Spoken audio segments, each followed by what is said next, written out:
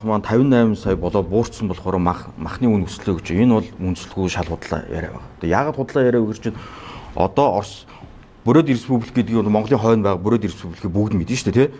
Бурят республик болохоор чинь нэг орчим сая хүн амтай.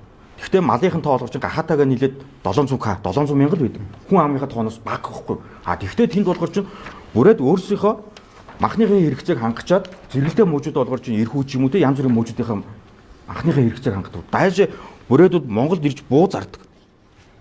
Тэгэхээр чи энэ нэг тоо хэмжээтэй бол хамаа ерөөсөй байдгүй байгаа юм чинь.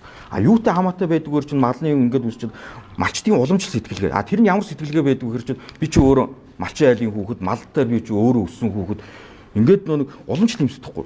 Малчд болгор чинь тооны хараас авдаг. Сайн малчин мянгат малчин гэдэг. Тэгэл апатад унгууд чинь нэг тэр нэг тим нөө сэтгэлгээ ингээд явангууд чинь дандаа нэг арилжааны зорилт төр малаа өсгдөг байхгүй. Арилжааны зорилт төр малаа өсгөж явах юм бол эдгээр чинь өөр нэг одоо тэнгууд одоо ингээд чэнжүүд чинь хин нэгэн очиод малыг авах гээд яваад очино. Манай дээр лам тэгж хэлсэн. Би өнөөдөр мал гаргахгүй. Өнөөдөр тэнгэр бүрхэг байна. Мал гаргахгүй юм бүсгээд нэг дандаа ийм нэг уламжлалт иймэрхүү мохор сүсгээсээ болоод энд бас нөлөөлж байгаа. Тэгэхээр чин засгийн газраас сайн малчин, мянгат малчин гэдэг энэ хөтөлбөрүүдэд зогсоохгүй бол ерөнхийдөө энэ болохоор бас арилахгүй байдаг. Хоёрт нь болохоор чин энэ нэг